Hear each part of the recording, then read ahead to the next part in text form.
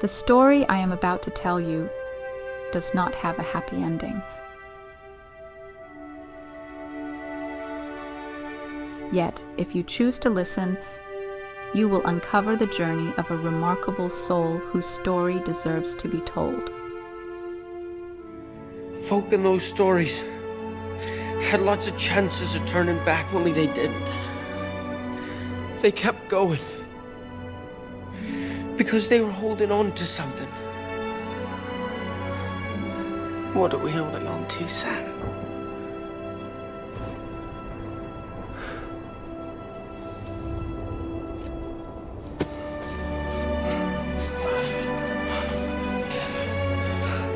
There's some good in this world, Mr. Frodo. And it's worth fighting for. Welcome back to the story of Zhuge Liang. Now we have to talk about the last few years of his life. As the Chancellor of Shu Han, one of Zhuge Liang's greatest challenges was ensuring the survival of the state. Although Shu Han was the weakest of the three kingdoms, it endured for decades under his remarkable leadership through internal reforms and diplomatic strategies. Zhuge Liang implemented a series of governance policies that emphasized the rule of law and administrative integrity, thereby stabilizing the bureaucratic system. He improved agricultural productivity through irrigation projects and reformed taxation to ensure a stable supply of resources. His diplomatic strategies successfully maintained an alliance with Eastern Wu while effectively containing the threat posed by Cao Wei. For the southern tribes, he adopted a policy of leniency and integrating local leaders into the Shu Han administration. Zhuge Liang secured the loyalty of the southern territories, preventing further rebellions and maintaining stability for decades. Beyond his political and military talents, Zhuge Liang led by example, embodying diligence and integrity, leaving a lasting legacy of ethical governance. Zhuge Liang also dedicated his entire life to the ideal of restoring the Han dynasty and returning to its rightful capital. Even in his final years, he tirelessly commanded on the battlefield, leading 5 northern expeditions, an epic struggle often described as undertaking the impossible despite knowing it cannot be achieved. Though Zhuge Liang knew that Shu Han's resources could never rival the might of Cao Wei, he rose time and again after each defeat. Through sheer force of will, he sought to bend the arc of history, refusing to bow to what others called destiny. In Greek mythology, Sisyphus was condemned by the gods to an eternal task, pushing a massive boulder up a mountain, only to watch it roll back down each time he neared the summit. Yet despite the futility, Sisyphus chose to keep pushing. His story was later interpreted by existentialist philosopher Albert Camus as a reflection of humanity's defiance in the face of an absurd fate. In a meaningless world, meaning arises from the act of perseverance itself. A true hero, Camus wrote, is one who chooses to struggle against the absurd. Camus acknowledged that the boulder, symbolizing fate, would inevitably roll back down, yet he focused on the moment when Sisyphus, undeterred, begins pushing it up again. If life's inevitable end, death, is like the boulder's descent, then life's meaning lies in the act of pushing it upward, in living and creating with full awareness of our mortality. This idea captures the essence of Camus' philosophy, a profound meditation on existence that remains deeply resonant. It also reminds me of Gandalf's reflection on death. I didn't think it would end this way. End? No, the journey doesn't end here. Death is just another path. One that we all must take. The grey rain curtain of this world rolls back, and all turns to silver glass. And then you see it. What? Gandalf? See what? White shores.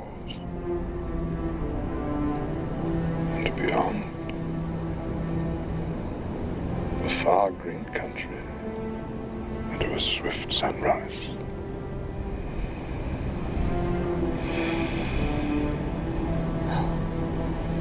That isn't so bad. No. No, it isn't. Zhuge Liang's relentless efforts, though destined to fail, were not born of ignorance toward the overwhelming strength of his enemies.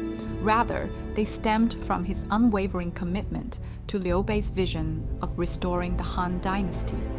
Knowing his time was limited, Zhuge Liang poured every ounce of his being into this ideal. This reminds me of the spirit captured in Dylan Thomas's "Do Not Go Gentle Into That Good Night," a refusal to yield to inevitable defeat. In spite of failure, Zhuge Liang's unwavering dedication to restore Han left a lasting legacy.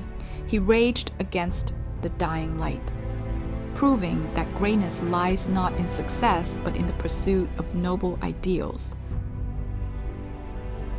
Like in Churchill's famous words, "Success is not final, failure is not fatal, it is the courage to continue that counts." Their stories remind us that resilience and idealism can inspire, even in the face of futility. Well, you will never give up. No, never. Then out spake brave Horatius, captain of the gate. To every man upon this earth death cometh soon or late. And how can man die better than facing fearful odds? For the ashes of his fathers and the temples of his gods.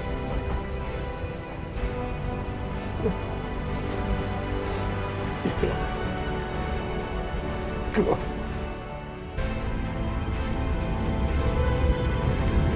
亮，在等令征讨贼。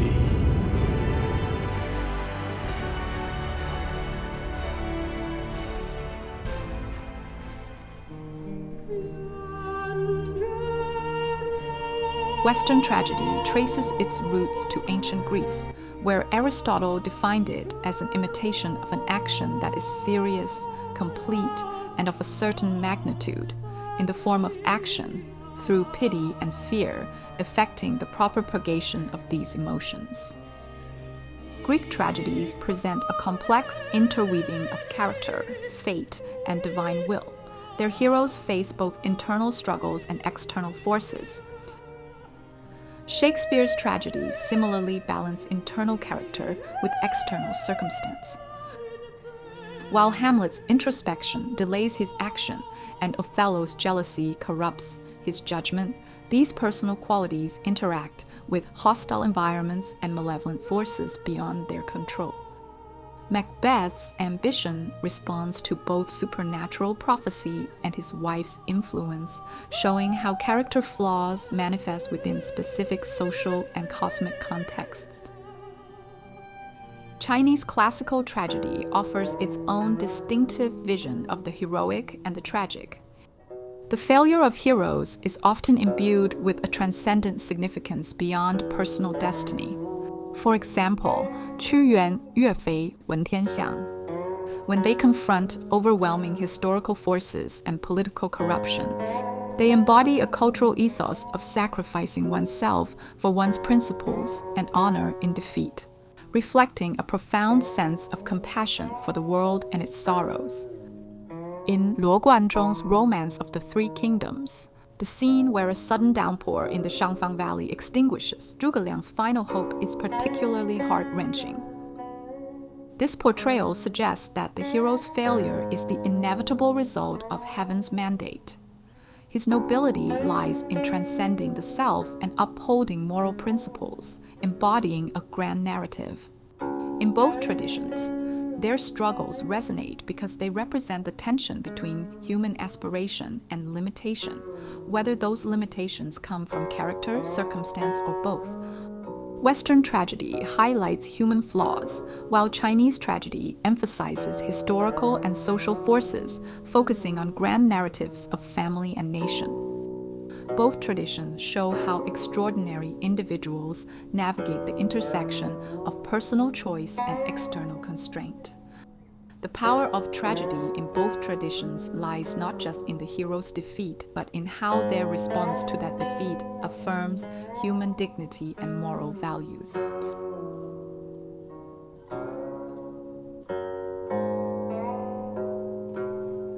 Zhuge Liang's life epitomizes the fate of countless ancient Chinese scholars.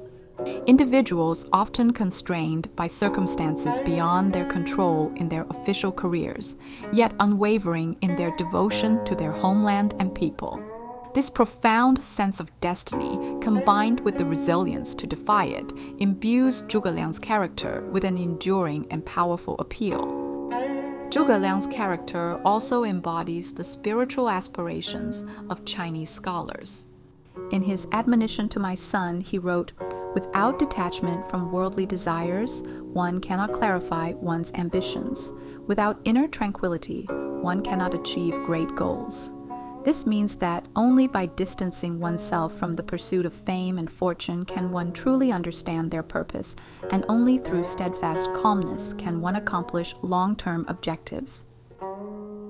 Despite his extensive knowledge and talents, Zhuge Liang chose to remain in rural seclusion until Liu Bei's famous 3 visits to the cottage finally persuaded him to step into the political arena.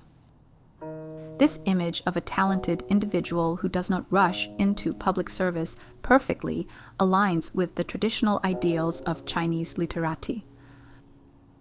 Through his tireless efforts and unmatched intellect, Zhuge Liang fulfilled the Confucian ideal of cultivating oneself, managing one's family, governing the state, and bringing peace to the world.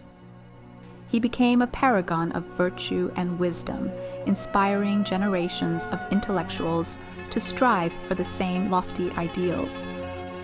Luo Guanzhong's Romance of the Three Kingdoms not only solidified Zhuge Liang's historical significance, but also elevated his persona into a cultural icon known to every household.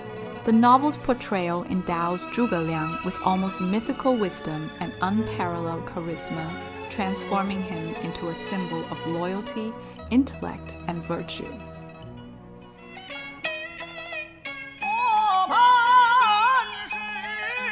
Through Peking opera, storytelling performances, and countless folk tales and even raps,